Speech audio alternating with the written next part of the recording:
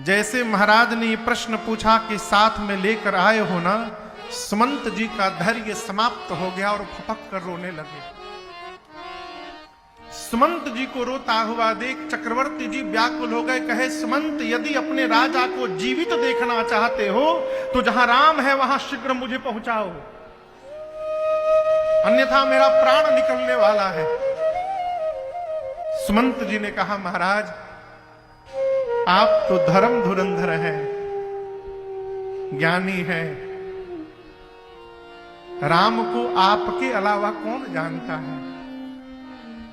पहले दिन तमसा के तट पर वास हुआ, दूसरे दिन श्रृंगवेरपुर में वास हुआ और तीसरे दिन प्रातःकाल गंगा जी को पार करके राम मेरी आंखों से दूर चले गए।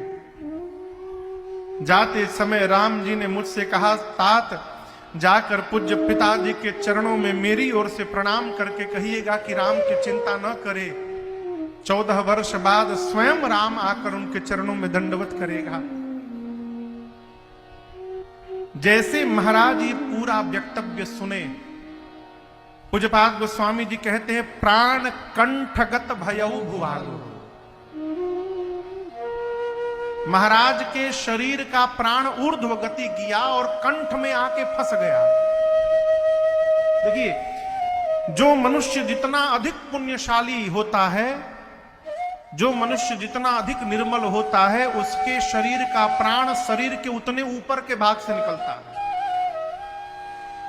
और जो मनुष्य जितना पतित होता है उसका प्राण शरीर के उतने नीचे के भाग से निकलता है। हम आप कितने सौभाग्यशाली हैं, हमारे आपके बगल में मैल चौराहा है, जहां पूज्य स्वामी ब्रह्मर्षि श्री देवराहा बाबा निवास किया करते थे। हम आप उन महापुरुष की छत्र छाया में, क्षेत्र में बैठकर यहां कथा गा रहे, श्रवण कर रहे हैं। कहते हैं, पूज्य श्री देवराहा बाबा के शरीर का प्राण शरीर के अंगों से नहीं निकला। वो आसन लगाकर बैठे, प्राण को आसन से खींचकर ऊपर योग से ले गए और ये ब्रह्मरंध्र फटा उनका, इस शरीर का ऊपर का ये सिर फटा और यहां से उनके शरीर का प्राण ऊपर गति किया। महाराज के शरीर का प्राण ऊर्ध्व गति किया और कंठ में आके फंस गया। गोस्वामी जी कहते हैं, प्राण कंठगत भयउ भुआलो। जब कंठ में प्राण फंस गया तो नीचे के अंग शिथिल हो गए, और महाराज की इस दशा को देखकर मां कौशल्या डर गई। मां ने चरणों को पकड़ लिया, कहा, प्रभु धीरज रखिए नाथ, राम के वियोग रूपी सागर में आज ये अवध जहाज बन करके डोल रहा है, और उस अवध रूपी जहाज पर केवल आप ही नहीं है, पूरा परिवार और समाज चढ़ा हुआ। आप ही इस अयोध्या के जहाज के नाविक हैं, इस नाव को पार लगाने वाले। प्रभु, यदि नाविक ही नहीं रहेगा जहाज में तो कहिए जहाज को समुद्र में डूबने से कौन बचाएगा। आप नहीं रहेंगे प्रभु तो पूरा परिवार समाप्त हो जाएगा। मैं कहती हूं, धैर्य रखेंगे तो 14 वर्ष के बाद राम स्वयं आकर आपको प्रणाम करेंगे। महाराज ने कहा, कौशल्ये, आज मुझे धैर्य नहीं, आज मुझे उस अंधे माता पिता की याद आ रही है। श्रवण कुमार के माता पिता ने मरते समय मुझे शाप देते हुए कहा था, दशरथ, जिस प्रकार पुत्र के वियोग में हम मर रहे हैं, इसी प्रकार एक दिन पुत्र के ही वियोग में तुमको भी मरना पड़ेगा। हे राघव, आपको देखे बिना मैंने बहुत जी लिया। हे लक्ष्मण, हे जानकी, आपको देखे बिना मैंने बहुत जी लिया। मरते समय श्री चक्रवर्ती जी ने मां कौशल्या से केवल 2 बात कही है। कितनी बात? 2 बात। पहली बात महाराज ने कही, कौशल्या, आज तुमको एक बहुत विशेष बात बता रहा हूं। घर में प्रकाश के 3 साधन हैं, सूर्य, मणि और दीपक।